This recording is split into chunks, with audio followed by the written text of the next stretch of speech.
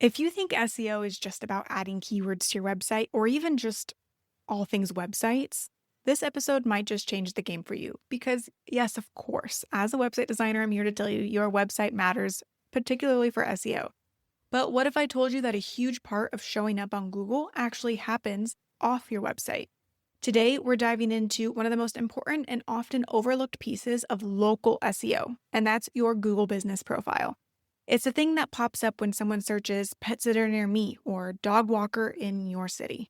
And for many pet businesses, it's where the majority of the inquiries are coming from.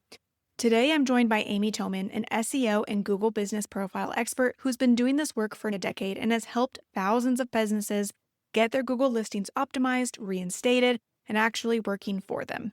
If you've ever seen her name pop up in Facebook groups about bad reviews, or what to do when your account gets suspended, things like that, you know she's the real deal. She is who people recommend for support with Google Business Profile. So in this conversation, we are covering what your Google Business Profile actually does for your visibility, the best practices and things to get your listing set up properly and avoid any sort of suspension or issue there, how to show up for niche services, why getting reviews the right way matters and what not to do, and should you be responding to positive and negative reviews, how to handle all of that, and how this all ties into your overall visibility. So if you want to boost your visibility in your local area without spinning your wheels on social media, this is definitely one to tune into. I honestly feel like my biggest takeaway is it's not as hard or complicated as we might think that it is. You hear the words like optimize your profile and make sure you're doing X, Y, and Z. But with Google Business Listing, it seems like, and you'll learn more in this conversation, it seems like if you follow the guidelines, you keep it pretty simple and straightforward, you're pretty clear, you're going to be all right, and it's going to help you get more visibility for your pet business. And if something were to fall through the cracks or cause issue, you can call Amy because she's here to help.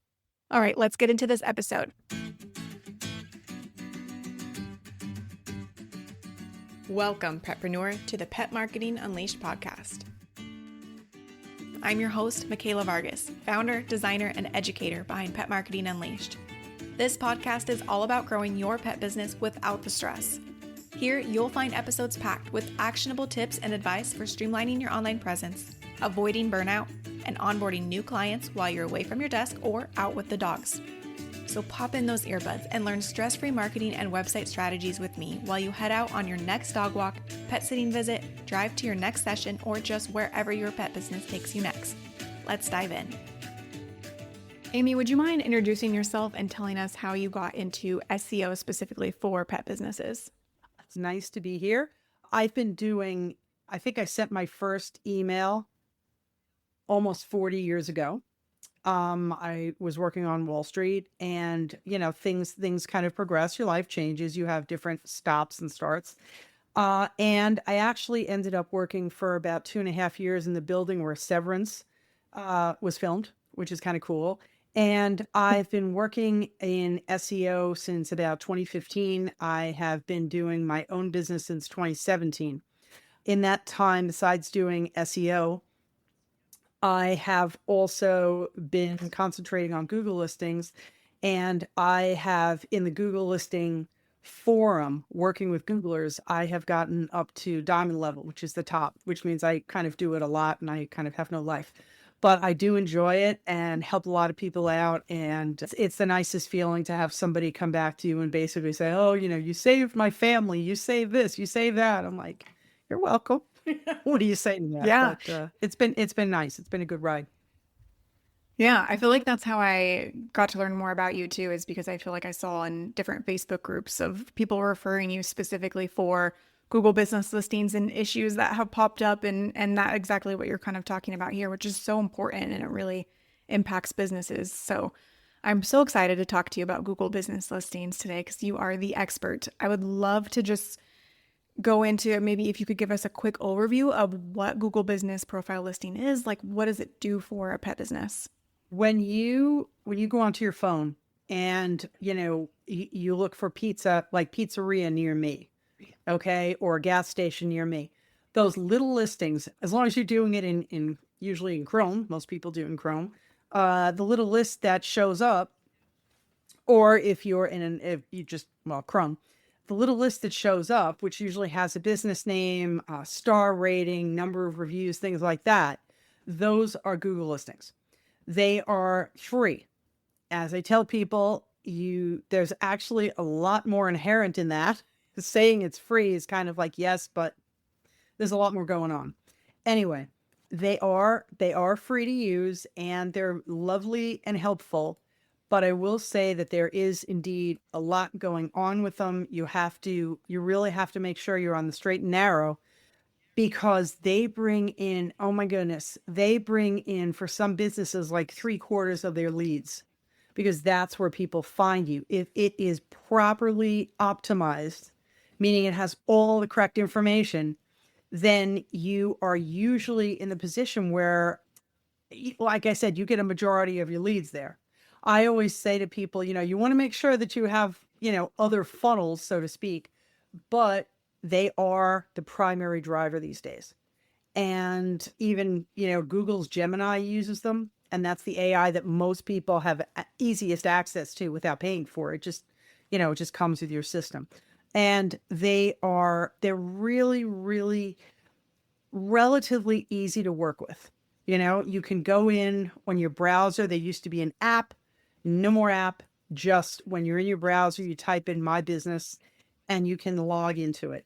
They're not difficult to update once you kind of, you have a small little learning curve. But after that, they're pretty easy to work with. The thing to remember is that Google has constantly, everything is very sensitive. So Google is constantly looking around to make sure that you're on the straight and narrow. And when you're not and you get suspended, and it gets a little trickier, because then you're in the whole idea of what do I do? And that's where I try to help people, because it's a pretty straightforward road, but it's just not as obvious as I think Google may want it to be. So Yeah. yeah, that's what Yeah, they are. absolutely. Yeah, I'm glad you brought up, lead generation in there and properly optimizing it. And that's kind of where we kind of overlap, because I feel like, we talk about SEO from a website perspective, but people think that's all SEO is like, oh, search engine website optimization. But there's such a large aspect of SEO that goes outside of your website, like with Google business listings. So I would love to talk about some of the most important guidelines or perhaps tips that pet business owners should follow when they are either creating a Google listing or perhaps managing it or optimizing it. Like, what are your best tips and guidelines? Okay, well, first of all, this is not specifically SEO. This is local SEO. SEO in general is large, like Amazon, like really, really large. But when you're optimizing for a location, that's when you get into that kind of local SEO space. And Google listings are essential to that. You can argue, well, I don't use Chrome, I use Bing. Well, guess what? You usually, but not always, show up in Bing, to the point that Bing uses Facebook reviews and Apple Maps. There are also business listings in there as well. All of these are part of local SEO, and local SEO is what's going to get dog walkers, pet sitters, groomers, kennels, local, any sort of small business. That's how you get seen, is because you have all of those elements coming together. Local optimization on a website is something that very few businesses I've seen really, really have a handle on without somebody kind of stepping in and saying, hey, check this out. You really should do this. You really should do that. So properly optimizing Google listing, there's no kind of proper way to do it. What you want to do is you want to make sure first that you are following the Google's guidelines, which it's long, but it's not a terribly long page, and it's very well organized. So you want to go in there and you want to start, like I said, the biggest thing is following the rules. The rules start with your title. Your title should be the name of your business. Duh. Everybody knows that. The problem is a lot of people also add terms, I don't know, Betty's pet sitting. Okay. People will then go in and say, I've heard it's better if we have, this in there or that in there. So I'm going to add that. Well, the problem with that is that's not really your business name. It's not your business name unless you have paperwork to support it. So first thing I say is don't add terms unless you have supporting paperwork for them. Terms may be great. Your new name may be great, but unless you have supporting paperwork for them, you can't use them, according to Google. The next thing is address. And this is such a big one because a lot of people just don't understand how this works. Your address it needs to be a space that you control. It can be a house. Houses are fine. Apartments are great. Townhouses, whatever, condos, co-ops. But what the problem is that you can't use post office box. You can't use a UPS store or a virtual. I had somebody contact me today. They were all ready to go. Big business in London. And I translated the paperwork that they would need. And then they happened to mention that they use a virtual mail address. And I was like, oh, I'm sad because you can't use that. And so she basically, once I explained it and understood how it was enforced, you then have to go through the whole rigmarole of now obtaining the new space. If you're using a virtual or post office or a co-working space, there's very specific rules about those. But if you're using those, there's a whole process you need to go through to make sure that you are now following Google's guidelines, starting with getting your paperwork updated. So if you are at a space, if it's your home, that's cool. If it's something like that I mentioned, like a post office place, mailboxes, etc., UPS, whatever, make sure that you look at your paperwork. You make sure that you update the address to, again, usually your home, because those Google's guidelines, and you can complain about them all you want, but they're the elephant in the room. And if the elephant isn't happy, they will sit on you, squash you, and they will not bring your listing back until you are in compliance. That's the biggest thing with address.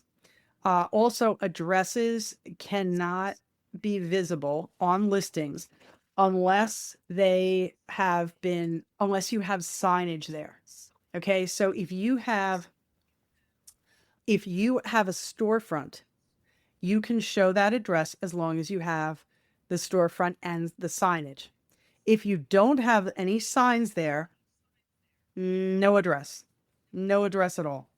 If you live in an apartment, you cannot have your address unless you have permanent signage. And most people don't. If you live in an HOA, that's probably not going to happen either. You have to comply with the guidelines, and just, like I said, if you want the address to show, you have to have permanent signage. If you don't want your address to show, that's totally cool. You update that in the settings. People sometimes ask me, well, hey, isn't it better if I have my address show? Well, yeah, it is better. You get a little bit more visibility, but you also want to make sure that your listing doesn't get suspended for being out of compliance. So you have to kind of play that game. So those are the biggest things. And then staying in compliance, those are the two largest things. Then you want to look, in terms of optimization, you want to look at using all the options that they give you. Things like photos. You should have your photos, and they said this like 2 or 3 years ago. They were like, okay, no more, all the photos need to be in focus. Kind of like, okay, that's kind of obvious, but they need to be well lit, they need to be in focus, and they need to comply with what the business actually is. I have one right now where it's a law firm, and they have a photo of a guy's 2 eyes. I guess he's a local guide and wants points. I have my opinion of local guides recently is not very high, but yeah. But you want to have photos that are specific to your business, and you want to have a lot of them, too. That's also very helpful. Products. There are products offered, and a lot of people say, "Well, I don't provide any products. I don't sell anything that somebody can reach out and hold." And that's totally cool. But at the moment, we're able to list services as in the products area. So you can do things like, like 15-minute dog walks, half-hour dog walks, overnight stays, wedding attendance, cat care, things like that, for which, especially in the case of cat care and wedding attendants, there is no category. So, excuse me, having a product that has those would give you a little bit more visibility within Google. The next thing that you want to do is you want to have services. The services that you list should be consistent with what you provide. As I was about to mention before, if there are categories, if you provide a service for which there is no category, the best place besides products, but the best place is to populate the services area. Services, you don't have to use the ones, they will usually suggest some, but you don't have to use those. What you want to do is you can use those, but you want to add the ones that are specific to the services you provide. If you provide cat care, there's no category for that. So you go in and you do like, mention four different variations on the term cat care, dog walking, like dog walking like in your town, 30-minute dog walking, and then you can do, pet sitting, then you can do overnight pet sitting, things like that. But you want to have those in that area, especially if there's no category for the service you provide. And then just generally, you want to make sure that you're asking for reviews on a regular basis, and you want to respond to those reviews as they came in. I was so happy the last two reviews I got, these people were like over the moon, and I'm like trying to come up with a nice professional response saying, "This is so nice of you." But you need to do that. You need to kind of keep up. You need to get reviews on a regular, consistent basis, and you need to reply to them. Do not buy reviews and do not incentivize reviews. Google is for like the past, I think it's either about a year, Google has been testing putting labels on listings that had fake reviews. And they do a few things. They remove the reviews. They then go in and put a label on your listing saying that you've had questionable reviews. And then they do not let you get reviews for, I think it's either 30 or 90 days. Don't be that guy. Don't let that happen to you. Just get regular reviews from legit customers. Everybody will be happy. Everybody will walk away clean. Just don't start these conversations by saying, well, you know what? I got 50 reviews the other day and it really worked and it was really great. That's the other thing. You got 50 the other day? Are you going to get 50 today? Because if Google sees these bumps, it doesn't help as much as you think. They prefer consistency. They want to see like a straight line of when they come in, So also fake reviews. Fake reviews are sometimes difficult to get rid of. I actually, there's a few kinds that are very difficult to get rid of. One of them is 1-star review or any low review that have no text. Google won't remove reviews because, quote, I don't know who that client was. I could start an email account right now in the name of Tinkerbell, and I could leave reviews for places that I have gone, the place, right down the road. And they can't get that taken down. I went there. But because there's a few things, because you can create an account in any name, and because there can be multiple accounts with same name, like similar names, there's no way at the moment for Google to verify if the person who wrote the review actually dealt with the business. So until that time, if the only reason you have that a review you're trying to get rid of is you don't recognize the name, most likely will not come down. And I think a lot of people forget about that. There are some that you can get down. I got one down recently and my fellow PEs were like, how, give us details. And it was that somebody who had been fired had left bad reviews. They and their wife had left bad reviews. Unfortunately, they also left a trail. So it was great because they said to the person, this is the sort of information that would get this taken down. They came back with a ton of information that Google could verify, that I first verified, that Google could verify, and it was gone within a week. But again, that doesn't happen very frequently that people have that much proof and verifiable proof.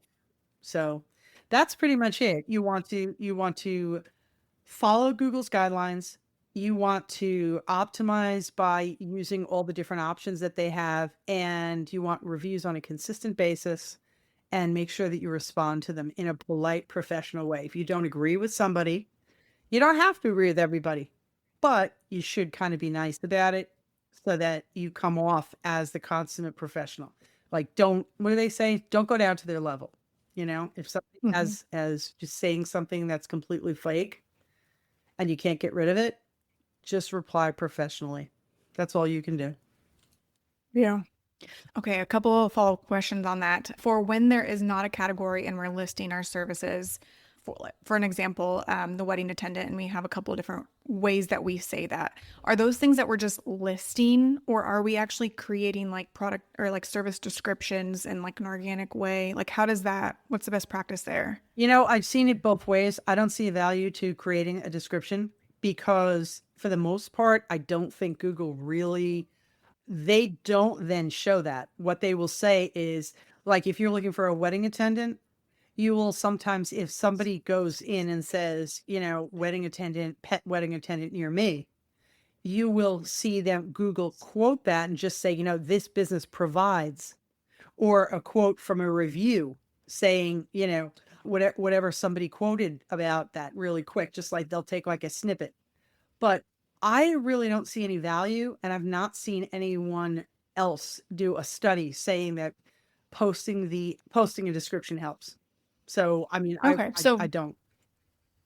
okay, cool. I mean, that releases some pressure from people. I feel like then the most important is like the actual potential like search term is what's most important because that's what Google will Well, show. that's it. That's it. Because you don't really want to continually, you basically you want a return on investment. And if your time investment is, I just spent 20 minutes on putting 4 of these in there, I'm not Mhm. now going to spend 80 minutes go working up a description. You know, it's a good Right. return on investment, but don't make yourself crazy.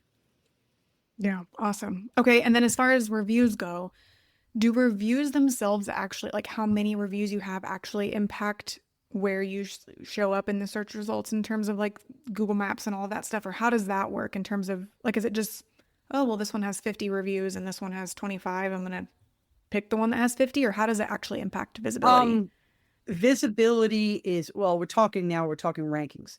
Rankings are based on several different factors, and I think these are also all very good factors. The first is proximity. They are going to recommend people. I mean, all of these things factor in, but the first thing they do is they look at where this person is located, where the business is located, relative. Well, I shouldn't say that. They look at where you are located, and then they look for the businesses that are nearby that comply with your whatever search that you did. Okay. So if you're sitting there saying that you want a dog walker in your town that's who's open now, that's what Google looks for. They look for the closest one, but they also look for ones that have usually good ratings and good reviews. Now, I know tons of people who say, oh, you know, they get all nervous because they say, I don't have a 5.0. Well, guess what? Most businesses don't. So you shouldn't stress out about that too much. If you have a 4.7, 4.8, 4.9, you know, good. People will look at you.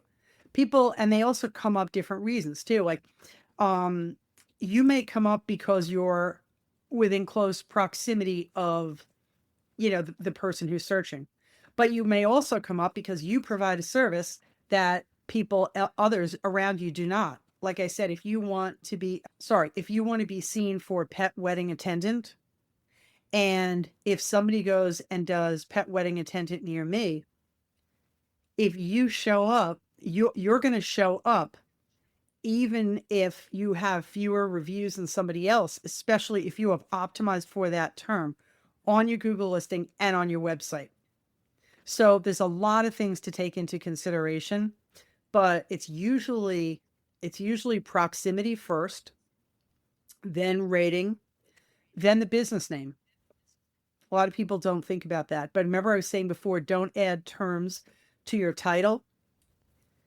But if your title has services you provide um and or the address, sorry, not the address, the location. Okay. So it would be like, Betty's Pet Sitting. You could move that to Betty's Pet Sitting and Dog Walking, or Betty's Pet Sitting and Dog Walking in Boise, or Boise, whatever. Those are all great. Those are all great titles. Look a little spammy, but they will get you action. I mean, I'm sure you've seen them around. There's like handyman near me, plumber near me, all of this. The titles do help. You don't want to get too spammy, but yeah, that also will help. So it's like it's proximity, it's rating, it's your title, and then of course it's which businesses have the most information about the service requested. Okay, like if somebody says pet wedding attendant, and only one business in the area has that and has it optimized for it in every way possible, both on the Google listing as well as on the website, that business is going to show up over somebody who kind of just mentions it in passing. So all of those combine in.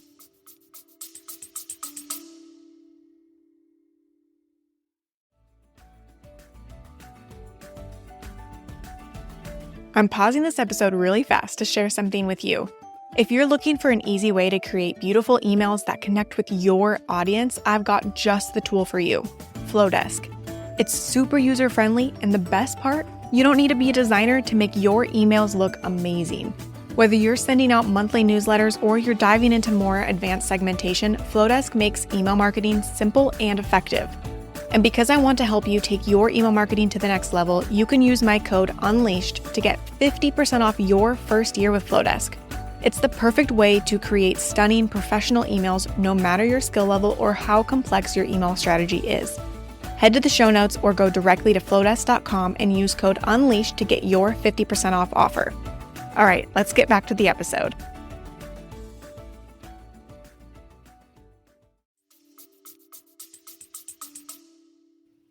Okay, no, that all makes sense. I'm curious, this is something I've heard, and I'm not sure if this is a myth or if this actually makes a difference here, but I've heard this been said about if you get negative reviews, you do in your response, you don't put your business name, but in positive reviews, if you put your business name, that can actually impact your visibility because now your business name is now mentioned again in a positive review. Have you heard that? And is there any validity to that? You lost me a little bit. Are you saying in your response? Correct. In the response, mentioning your business name for positive reviews, not for negative. Google doesn't look at Google looks to see that you responded, but they don't use the contents of your response. It's kind of like photos. People used to say, oh, well, you should make sure that your photos are geotagged. And there's like these services that'll do that. And there's tools that'll do that, except for one thing. When photos are uploaded, Google strips the EXIF data. So people have said it for years. People have told them no for years, and it still happens. Yeah, Google doesn't use the content of responses. The only time they do is if you ever had to report the response, which I have seen people do. But no, they don't. Google doesn't use the contents of the response. So I would call BS on that one. Okay, good to know. And it is good then we want to be responding to positive reviews and negative reviews. All reviews we were responding to. I have a maybe on that. I say, because I have had issues with this, do not, if you plan to dispute a review, and this doesn't matter if it's positive or negative, if you plan to dispute it, I say do not respond, because your response could then negate the reason that you are planning to use to dispute the listing with Google. Like, I had somebody who said that, they didn't do whatever it was that the person said, but when they wrote in the review, they admitted they did it. So I'm sitting there trying to dispute this review, and this wacky attorney is like, she's basically like stabbing me in the back. I said, I'm doing this because somebody told me to do it. Somebody asked me to do it. And then she's out there doing something completely different. It's like, so ever after I have said, if you plan to dispute something with Google, do not respond. If after all you do, Google does not agree with you and does not remove it, then you can respond. I would always, always, always respond politely. I would not get into personal details. I would not say you are wrong for the following reasons. And I would not mention like their name or anything else unless they've already mentioned it. Because Google will, people can report review responses, and they do. So just remember to, just keep it very, very simple and very polite and very professional, and leave it at that, even if the person is wrong. I'm pausing this episode really fast because if you're thinking, all right, I really need to get my visibility together, but you're not really sure where to start, I have something for you that will help. It's called our quick 5-minute SEO wins to boost your pet business visibility, and it's 100% free and super easy. Inside, I'm sharing 5 simple tweaks that you can make in just a few minutes, less than 5 minutes for each one, to start showing up better in the search results, especially for our local pet businesses. We're talking internal links, headers, and other small things that can actually move the needle without the tech headache.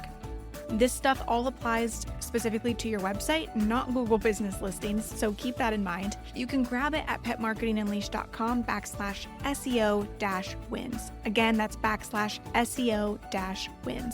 And you can start making SEO work a little harder for you when it comes to your website. All right, let's get back to the episode and some other ways we can increase our visibility, specifically via Google.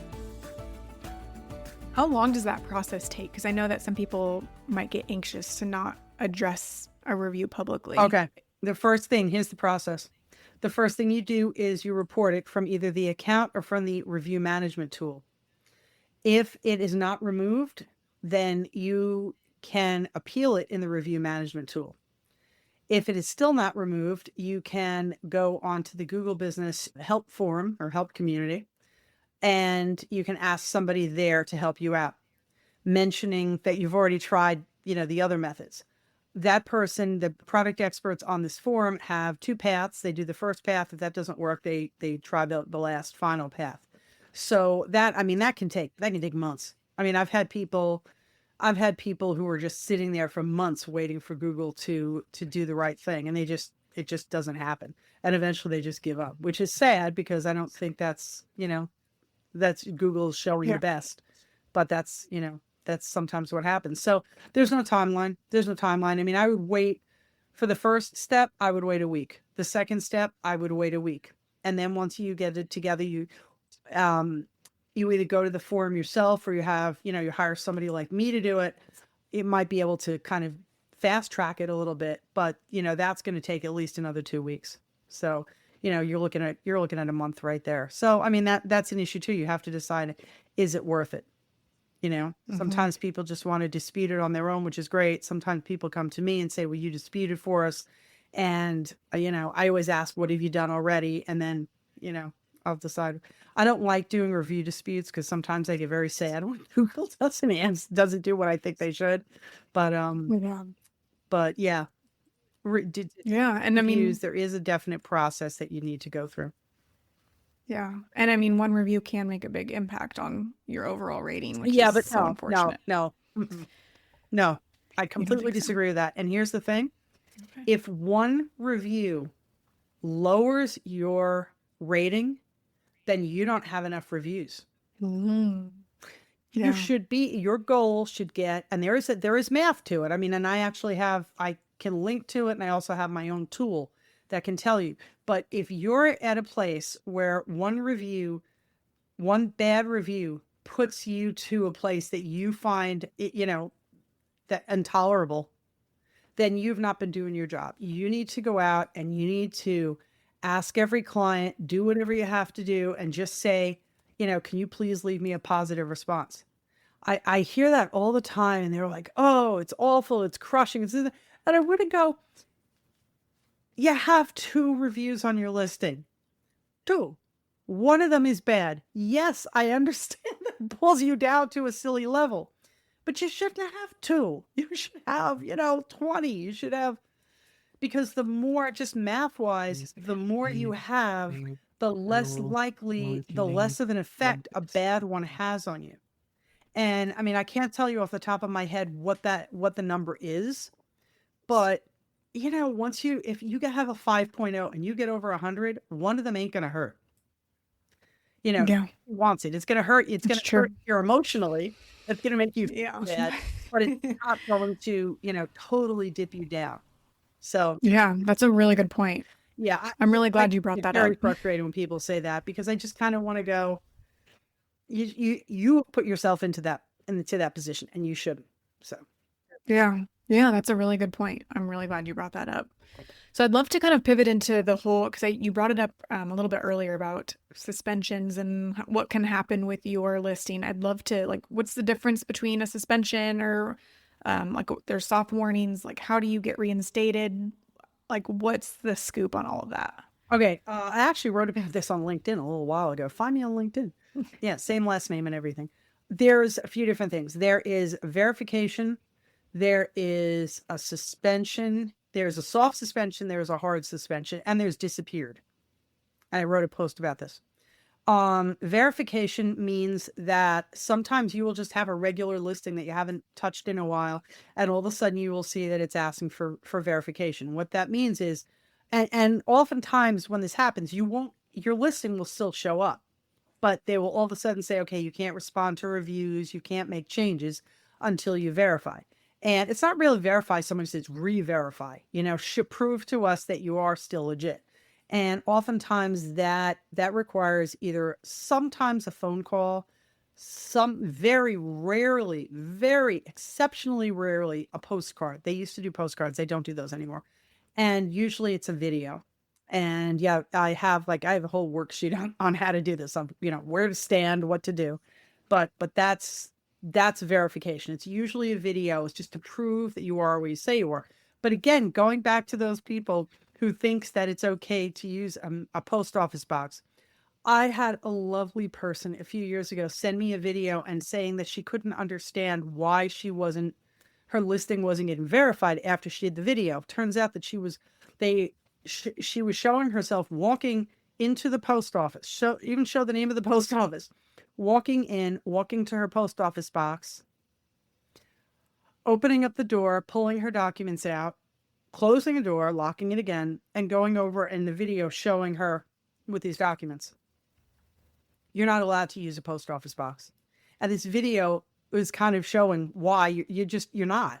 So video verification, the Google started this because there are a lot of spam listings that people started in just like, in the middle of a road, things like that. So that's one thing. You may get asked to do a re-verification, which usually, but not always, involves a video. You may also, because I'll save the big one for last. Also, sometimes, very rarely, but I have seen them a lot more happen recently. You will log into your listing and it's not there. Be scared, be nervous, it's not there. So when I say that, I mean it is not, you cannot find it. If you go and search on your business name and location, it doesn't show up. If you log into the listing the way you have done, which is why I always tell people log in at least once a month, but if you log in and you don't see it, that's a problem. It's a big problem. So in that case, we usually call that disappeared. Your listing is disappeared, has disappeared. What you want to do is very, very quickly, you want to contact support. I know people will ask me, so I will just happen to mention it. It's support.google.com/business/get help. But you can Google it. But you want to tell them as soon as possible the name of the listing. They will probably grab some of it, but it's the name of the listing, the address, whether it showed or not, any identifying information you have for it. Maybe you sent out to people, here, take a look at my listing or leave me a review. All put those in there. If that doesn't work, then you go on to Google Business Help Profile, the Google Business Profile Help Community Forum, and just explain to them what's going on. You can contact me. I can help you with all this. I can hire me and I will do the whole process for you anyway. But that's disappeared. So there's verified, re-verification. There is disappeared. And here's the one that we see, unfortunately, more often than anything else. Your listing has been suspended. Or sometimes they will use the term disabled. When this happens, it's not as bad as it may seem. It can be, but it's usually not. And what usually people will say, well, look, they said I had deceptive content. No. deceptive content is kind of a broad term, where they're not going to tell you exactly what's wrong. They never do. And for them to even say deceptive content is more than they did like 2 years ago when they just said you're suspended and that's the end of that. So what you need to do, regardless of what they say the rationale is you need to get your paperwork together that supports your listing title and the address. If you are using something that you now know, an address that you now know is incorrect, you fix your address, make sure all your paperwork is compliant, and then you go in and appeal. You get 2 appeals. After that second appeal, if that is rejected, if they're both rejected, then your only option is to go onto the Google Business Profile Help Forum and ask a product expert to escalate. I provide this service. I walk everybody straight through the whole thing, and I do this for half.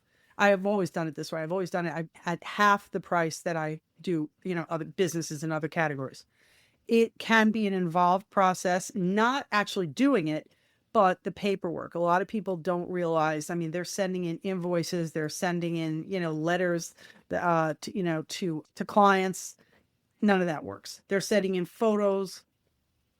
That's only used half the time. So the biggest things that you could run into are video verification, or I should say verification in general, if your listing disappears or if your listing gets suspended. P.S. There's 2 types of types of suspension. There's a soft suspension and a hard. Soft means your listing still shows, but Google has suspended you and says to you that basically it's like re-verification. They want you to give that information so that they know that you are who you say you are. And hard is when you're completely offline, nobody can find you. You can still log in. You're still there. It's not like a disappearance. It's you can still log in and adjust whatever you want to do. So there's that. But those are the 3 things. It's either a verification issue, a listing disappeared, or disable/suspended. I don't think they use suspended frequently. They usually use disabled. Gotcha. Okay. That is a lot of information. So I love that you help with this. Like I would love to, right now, actually, if you wouldn't mind, just kind of sharing a little bit about what you specifically, because I know you say you can help with those suspensions and things like that. Like what all do you offer when it comes to Google Business Profile listings? Oh, I can help you optimize it. I do reports, which are about 20 pages, and I go through every element on it, and I tell you if any of them are problematic / will cause you to get suspended. And I find that in out of about every 15 that I do. And that's one service. I don't fix it for you. I tell you what, needs to be addressed. I also do general troubleshooting. Like I said, reviews. I'm very picky about reviews because there has to be a lot of proof or a lot of problems with the reviews. I also, like I said, I also do help with reinstatements, because reinstatements, there's a lot of things going on usually that it's like, there's a lot of nuance in there. So that's a big thing. But again, I can also look at a Google listing and say to you, like when people ask me, can you help me optimize my listing? I always tell people it's like, yes, but I have to look at it first. It's kind of like with a reinstatement. I don't automatically say, give me money, I will get you reinstated. I want to see what your proof is and what your listing looks like. It's the same thing. If you ask me to optimize, I want to go in there and I want to look. Every year around Christmas, New Year's, I have a sale. And every year, like I said, I'm not a vending machine. People give me all this information, and then I go in and I take a look, and I want to make sure that I can provide enough value, because some people have great listings. They're doing well relative to those in their area. They don't really have a lot that needs to be looked at. So yeah, that's pretty much it. It's troubleshooting, it's reviews, but not as much, and suspensions. Suspensions are. Okay. I'm about to offer some other services coming up. Probably will have them out by the end of August. But yeah, haven't That's haven't organized the structure yet. I know what it's going to be, but I've gotcha. not gotten the structure ready. So there's that. Gotcha. Well, I'm excited. I'm excited to see what that is. Do you have any like favorite client stories that you wouldn't mind sharing Oh, with us of either helping with, oh, like, I'd love to hear. it's helped with somebody. These are not necessarily pet sitters, but I once helped somebody whose was I guess a campground on the Arabian Peninsula.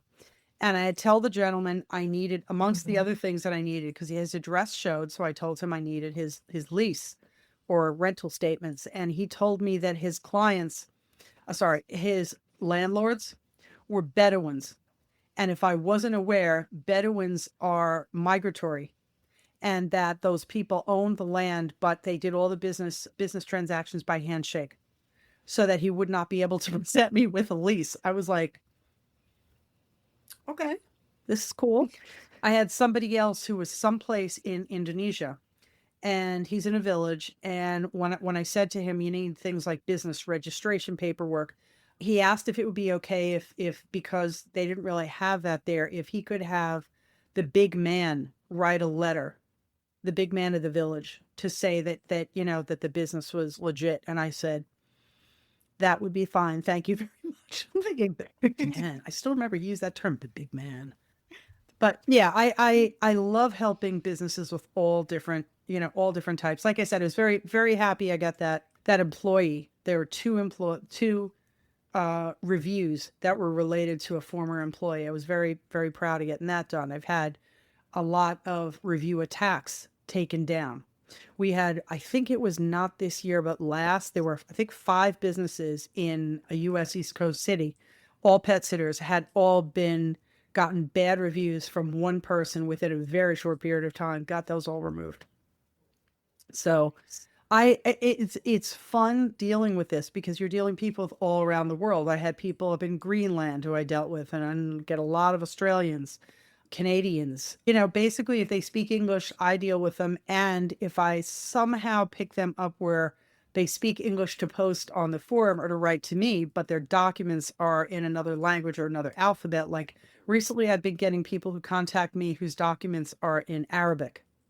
The product expert community is filled with some lovely people from all around the world. I have a lovely man who's based, I think, outside of Bristol in England, who happens to read Arabic. So I'll just say, hi, would you please give me this fakeness? Because I can't. But Yeah. it's really interesting dealing with this topic. It's very niche, and I understand that. And I know a lot of time the best thing you could do is nothing. You just don't want to touch it. Just leave it the way it is and just, that's a good thing. But for those businesses who all of a sudden find themselves in really, really bad trouble, um, I really enjoy helping because Yeah. these things affect you so seriously. Like I said, a lot of people just say that's it. I've been offline so long, or I don't have this, or I don't have that. I'm just like in such a bad spot. I had somebody write to me recently saying, um, she said I posted this on LinkedIn because I thought it was so nice. They said something like, I've been dealing with this for 5 months and you got it fixed within 3 days. That's the sort of thing that really kind of makes your heart go. So, Yeah, absolutely. That's incredible.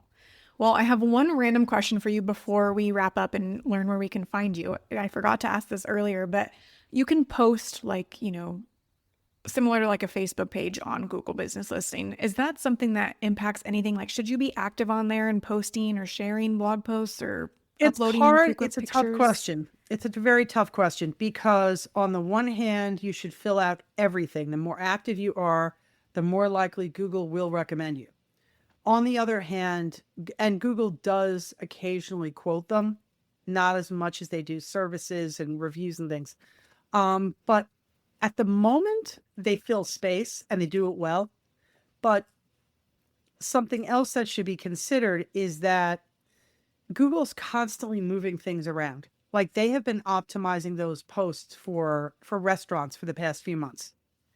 And my personal opinion is that like you'll look at it on your desktop and they'll be at the bottom. You look at it on your phone, they'll be at the top. You go back to say another browser, because I use 3 browsers during the day, and all of a sudden it'll be in a different place.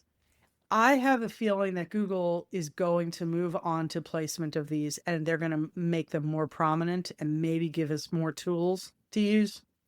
I don't, I'm not saying anything that I'm not allowed to say. I'm under an NDA for stuff, but I'm not saying anything, that they've told us. But I just have this feeling that they're going to be doing something, within the next year or so. So I would keep posting.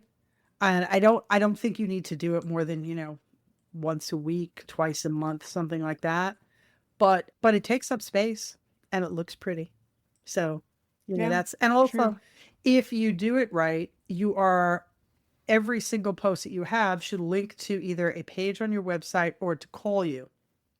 So that's another way that you're prompting Google to go from this Google listing to your website. And that's considered an in-link. And in-links are wonderful things.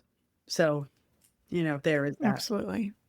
Yeah, that's great advice. Is there anything else that you feel we didn't talk about or touch on that you want to include before we wrap up?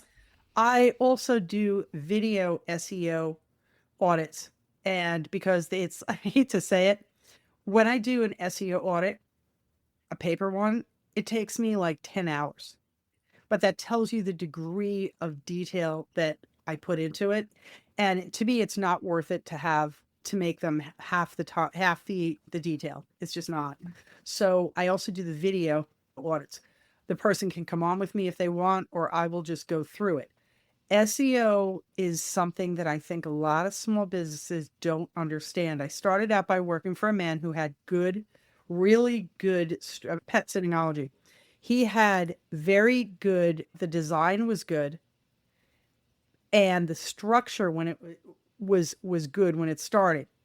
But after a while, when you do things on your own, some things kind of float away. And I think you need somebody else with like a different set of eyes to come in and say, I don't know where you are. I'm on your homepage and I don't know where you are. And, that's the sort of thing I pull out for a lot of people.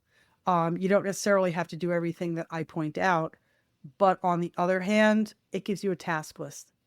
It gives you a Mhm. task list of, okay, she said to work on my homepage. She said to work on this. She said to work on that. So I love SEO. I'm just not into because my reports were between 15 and 25 pages. And imagine doing like, that's a term paper. And I would do 2 of them a week. And it's hard to keep up with that. It really is. After a while, it's like, I don't care as much, So Yeah, that's pretty much yeah. it. I love my friends in the pet sitter community. I'm going to be at the Florida Pet Sitters gathering in August and hope to see a lot of people there. I was at PSI the last couple of years.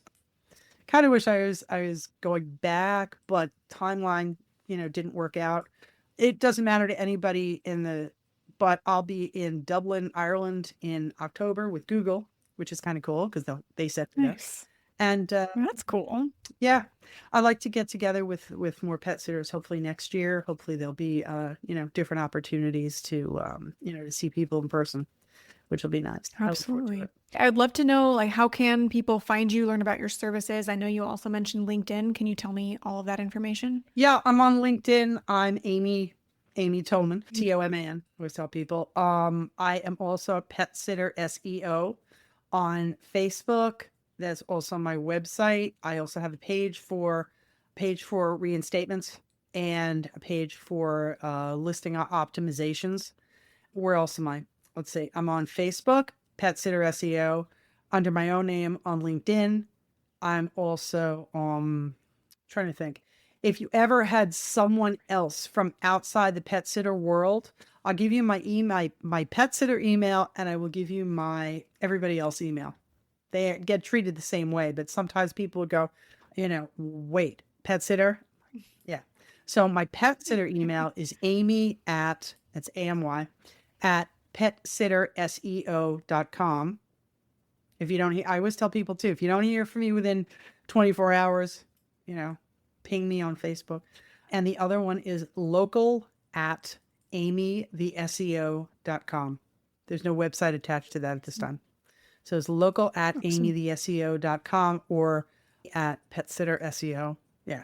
Or local at Amy the SEO. And I'm around. Perfect. I unfortunately am around a lot. I'm usually around usually about 10 or 12 hours a day. I've had people contact me at very weird times. So happy. Well, especially when you have clients all over the world, it's Well, different yeah, but times. you know what? I also really feel for people when their listings go down. Yeah. I just, every once in a while you'll just kind of go, oh, don't, please contact me before you do, this or that or the other Yeah. thing. Like I said, I can be hired to do a lot of things on Google listings. I don't edit websites for the most part, but I can tell you how to get a heck of a lot more traffic out of them. Um, I've been doing it a long time. I've been doing it for pet sitters for 10 years, and I've been doing it for the Google listings for almost 6 years. So I'm Nice. happy to Awesome. keep with my pet sitting community friends. Absolutely. So before we sign off, I'd love to learn. We always end a guest interview with a question on burnout or stress. I'd love to learn something that you do in your daily life to help reduce stress or burnout that you would recommend for our listeners. Well, it's funny because what I do is probably what pet sitters already do, which is I take a walk down either to the beach because I live by the beach, or just walk the boardwalk for a while. But that usually works for me. Like I said, I also volunteer a lot by helping people there. That's pretty much it. I like to have kind of a snappy response, but that's pretty much it. It's Yeah. going for a walk by the beach, or walking from my house to the beach, and yeah, just like helping people out. Every once in a while, you help somebody out, and they come back and they say the absolute nicest things, and that's my thing. Just be nice. Just Hmm. being nice to people and understanding that they're really stressed. A lot of times people come to me and they're just absolutely on the edge, and just trying to be nice to everybody. That's a good way to keep stress Yeah. away. Yeah. I love that. Well, that's a perfect way to end the episode. Thank you so much for your time and your expertise. This was so valuable. I'm so excited for our listeners to be listening to this. It's incredible. So thank you so much.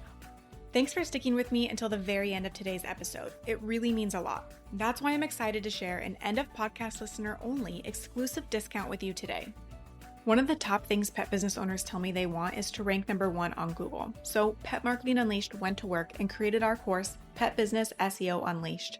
It's built for busy pet business owners who don't know much or anything about SEO and don't know where to start to make it happen. Inside the course, I walk you through the process step by step, from how to connect to Search Engine Console to what on-page SEO settings you need to customize, how to rank in a saturated market, and so much more.